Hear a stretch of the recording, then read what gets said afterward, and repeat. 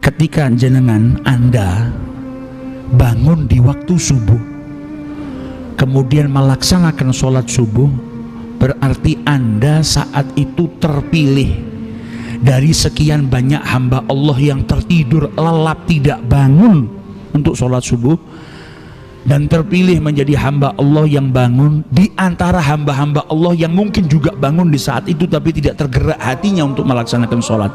Anda dipilih oleh Allah bangun dari tidur dan tergerak hatinya untuk menuju panggilan Allah Subhanahu wa ta'ala, maka itu kenikmatan besar yang harus kita syukuri.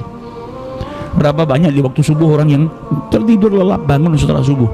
Berapa banyak yang matanya terjaga tapi mendengar hayya 'alas shalah tidak tergerak hatinya? Tapi ketika kita bangun di waktu subuh, tergerak hati kita untuk melaksanakan sholat, dan kita bisa melaksanakan sholat, maka itu kenikmatan besar yang Allah berikan kepada kita, yang layak untuk disyukuri agar kenikmatan ini langgeng senantiasa diberikan oleh Allah Subhanahu wa ta'ala kepada kita. Nah, orang kalau paginya mulai daripada bangun tidurnya sudah dimulai dengan kesolehan, bangun tidur sholat, awal mula bidayah daripada harinya nyembah Allah Ta'ala, permulaan daripada hari yang baru apa? Taat kepada Allah Subhanahu wa ta'ala. Insya Allah sepanjang harinya semuanya baik. Tapi kalau permulaan dari harinya dia sudah maksiat sama Allah Ta'ala, lah bagaimana mungkin dia mau berharap kebaikan? Makanya kadang kita bangun tidur pagi, mulai dari pagi sumpek sampai malam, ya karena apa? Kita nggak mulai aktivitas di hari pertama kita dengan kebaikan. Makanya Nabi Muhammad ngajarkan kepada kita, tidurmu ngadep kiblat. Ketika bangun tidur baca doa alhamdulillah, baca doa bersyukur sama Allah. Jadi membuka lembaran baru di hari yang baru itu dengan apa? Baca doa, menuin panggilan Allah. Satu hari semuanya berkah. Kalau pagi kita sudah dapat melaksanakan yang berkah-berkah, insya Allah sepanjang hari kita diberkahi oleh Allah Subhanahu wa ta'ala. Karena manusia yang dicari apa sih? Kita semua yang hidup di dunia selalu berharap apa? Dapat kebahagiaan, kan? Tapi kadang-kadang kita lupa kebahagiaan itu datangnya dari Allah dan hanya milik Allah. Kebahagiaan itu hibah minallah, hadiah dari Allah untuk hambanya. Tidak ada satupun dari makhluk Allah yang bisa memberikan kebahagiaan. Loh, tapi saya ada manusia yang biasa bahagiakan saya, bukan dari orang itu. Kalau Allah berkehendak engkau bahagia, Allah akan menggerakkan hambanya untuk memasukkan kebahagiaan itu dalam dirimu, dalam hatimu. Terkadang ada orang datang bahagiakan kita, itu yang gerakkan Allah, bukan orangnya. Kebahagiaan itu nggak dijual, kebahagiaan itu nggak bisa diberikan oleh siapapun, yang berikan Allah Subhanahu wa ta'ala. Nah, kita ini terkadang mencari sesuatu tapi salah tempat, nyari sesuatu tapi salah tempat. Maksudnya salah tempat gimana? Ya misal kita lapar sekarang, kepengin nasi pecel, pergi kemana? Ke pom bensin sebelah sini, mau beli pecel, ya enggak ada, dia jualnya bensin kok. Atau kita pergi ke pom bensin pergi ke warung pecel nyari bensin, ya juga enggak ada. Lah kita terkadang salah tempat ketika kita nyari kebahagiaan. Sampai terkadang ada orang yang nyari bahagia dengan minum-minuman keras. Ada orang yang saking sumpeknya dia menganggap narkoba itu bisa menjadikan dia bahagia, yang ada tambah hancur. Kebahagiaan milik Allah, yang bisa memberikan hanya Allah Subhanahu wa ta'ala. Maka ketika Anda menginginkan kebahagiaan, jangan seperti orang yang cari nasi pecel di pom bensin, tapi datangilah Allah untuk mendapatkan kebahagiaan. Di mana? Di majelis-majelis ilmu, di masjidnya Allah Subhanahu wa ta'ala, dalam berzikir, dalam beribadah. Di situ Allah Subhanahu wa ta'ala akan memberikan kebahagiaan. Karena dalam Al-Quran Allah Subhanahu wa ta'ala berfirman, man amila sholihan, barang siapa yang beramal soleh, min zakarin au untha, baik itu laki-laki maupun wanita, kata Allah Subhanahu wa ta'ala, wa huwa mu'minun, dan dia beriman kepada Allah Subhanahu wa ta'ala, fala nuhyiyannahu hayatan thayyibah, maka akan aku berikan, kata Allah Subhanahu wa ta'ala, kehidupan yang indah, kehidupan yang bahagia. Jadi untuk mendapatkan kebahagiaan butuh apa? Amal soleh. Kalau kau mau bahagia, beramal soleh. Ketika engkau beramal soleh, berbuat ketaatan, engkau akan diberikan oleh Allah Subhanahu wa ta'ala kehidupan yang baik, kehidupan yang membahagiakan. Jadi kebahagiaan itu ibarat buah. Nah, Anda tidak bisa nikmatin buah kecuali apa? Kecuali nanam pohonnya. Amal soleh itu ibarat kita nanam pohon. Ketika pohonnya sudah ditanam, keluar buah yang namanya kebahagiaan. Untuk mendapatkan kebahagiaan Anda butuh amal soleh. Maka jangan cari kebahagiaan di luar amal soleh, tidak akan dapat, yang ada binasa. Carilah kebahagiaan dengan apa? Bertagarub kepada Allah Subhanahu wa ta'ala. Bukan berarti orang yang punya uang banyak itu orang yang bahagia. Banyak orang yang punya uang gak bisa tidur, gak bahagia sama sekali. Bahkan mungkin semakin kaya semakin takut, bingung mikirin duitnya mau ditaruh di mana, bingung besok mau mikirin kerja apa yang bisa dilakukan. Ketenangan hati juga datangnya dari Allah Subhanahu wa ta'ala, dan Allah telah menjelaskan kita dalam Al-Quran, ala bidzikrillahi tatmainnul qulub. Ketika orang berzikir kepada Allah, maka hati itu akan merasa tenang. Maka kalau cari sa'adah, cari kebaikan, caranya dengan beramal soleh, mendekatkan diri kepada Allah Subhanahu wa ta'ala. Dan kebahagiaan itu bukan hanya di dunia. Di dunia kita sudah diajarin caranya mendapatkan kebahagiaan. Kebahagiaan bukan hanya di dunia, ada kebahagiaan yang juga kita harus persiapkan saat kita masuk ke dalam kubur. Sa'adah fil qabr. Apa itu kebahagiaan di dalam kubur? Kebahagiaan dalam kubur itu kita masuk ke dalam kubur dalam keadaan bahagia.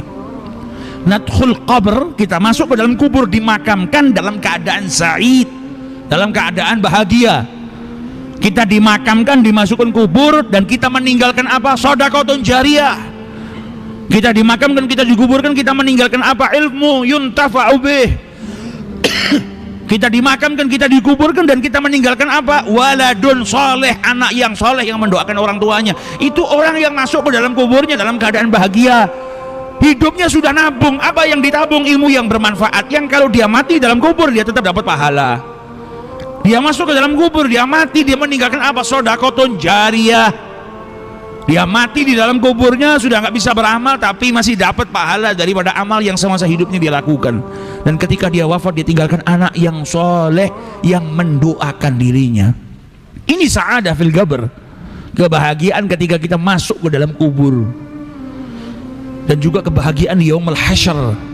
Ada kebahagiaan juga di hari ketika kita dibangkitkan, hari di mana semua manusia berantem ketakutan.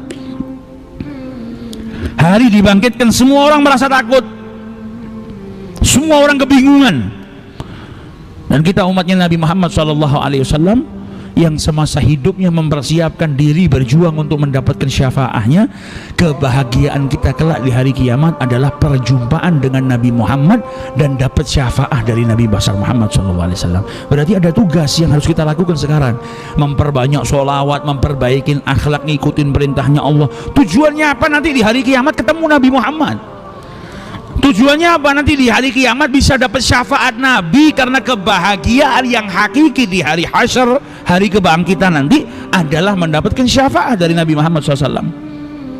Nah kalau semasa di dunia dia nggak dekat sama Nabi Muhammad, nggak ngikutin sunnahnya, nggak baca sholawatnya, nggak melakukan hal-hal yang menjadikan dirinya dapat syafaat, bagaimana nanti dia mau dapat syafaat? Tapi kalau sudah mempersiapkan untuk kebahagiaan di hari kebangkitan nanti, ibarat kata orang hidup di dunia ini kan cuma lewat. Ini kan bukan negara kita, bukan tempat tinggal kita yang hakiki. Tempat tinggal kita hakiki nanti di akhirat. Sekarang cuma sekedar lewat. Nah, orang yang mempersiapkan dirinya untuk mendapatkan syafaat Nabi nanti di hari kebangkitan, itu ibarat orang yang naik bis atau naik pesawat terbang. Ketika turun di bandara, dia turun yang pertama kali dicari siapa? Kekasihnya. Turun dari pesawat, keluar dari pesawat, yang dicari kekasihnya. Ya kita nanti kalau dibangkitkan sama Allah Subhanahu wa ta'ala di yaumul hasyr, yang kita cari siapa? Nabi Muhammad SAW. Lah kalau kita nggak ngumpulkan itu semua, kita dibangkitkan di hari kiamat bingung, toleh kanan kiri mau apa? Siapa yang membantu kita? Mau datang ke Nabi Adam bilang nafsi nafsi. Nuh nafsi nafsi. Ibrahim nafsi nafsi. Satu orang yang hanya berkata analah, saya yang bisa bantu, saya yang diberi izin oleh Allah memberikan syafaat. Dan orang yang tidak berkata nafsi-nafsi cuma Nabi Muhammad, yang ada ummati. Itu kebahagiaan kita di yaumul hasyr. Ada lagi kebahagiaan yang terakhir, puncaknya kebahagiaan, yaitu saat kita berjumpa dengan Allah Subhanahu wa ta'ala. Sabarmu semasa di dunia dalam menjalankan ketaatan Allah, sabarmu ketika engkau bangun subuh untuk memenuhi panggilan Allah, sabarmu ketika engkau berpuasa nahan lapar, nahan perkara yang dihalalkan oleh Allah, mulai dari terbitnya fajar as-shadiq sampai terbenamnya matahari. sabarmu ketika engkau mengeluarkan hartamu di jalan Allah, sabarmu ketika engkau mengeluarkan zakat, sabarmu ketika engkau menggunakan hijab di antara wanita-wanita yang tidak berhijab, sabarmu ketika menutup aurat, sabarmu ketika engkau meninggalkan perbuatan maksiat. Imbalannya dari Allah apa? Kelak engkau akan diperjumpakan oleh Allah Subhanahu wa ta'ala, dan itu sebaik-baik kenikmatan yang Allah berikan kepada hambanya. Gak mungkin bisa berjumpa kecuali Allah ridho, dan ridho itu puncak daripada segala kenikmatan, lebih dari surga nikmatnya, keridhaan Allah Subhanahu wa ta'ala. Nah, dunia tempatnya kita mempersiapkan dapat kebahagiaan. Kita kan sering dengar waktu masih kecil sekolah, belajar yang genah, yang giat, supaya apa? Besarnya bahagia, supaya besarnya jadi orang sukses, bisa bahagiakan orang tua. Ya itu baik, tapi ada nasihat yang lebih dalam. Semasa kita hidup di dunia ini, jangan pernah tinggalkan perintah Allah, jangan maksiat, karena itu semua nanti akan membuat engkau bahagia di dunia sampai di akhirat, dan juga membahagiakan orang tuamu.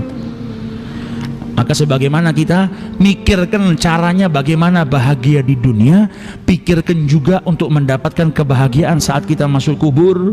Pikirkan juga supaya kita mendapatkan kebahagiaan saat kita dibangkitkan oleh Allah, dan pikirkan juga bagaimana kita mendapatkan sa'adatul abadiyah, kebahagiaan yang abadi, yaitu dengan dimasukkan ke dalam surganya Allah Subhanahu wa ta'ala. Maka di hari pertama kali kita masukin hari yang baru, baca doa, bergegas untuk memenuhi panggilan Allah agar sepanjang hari itu semuanya baik.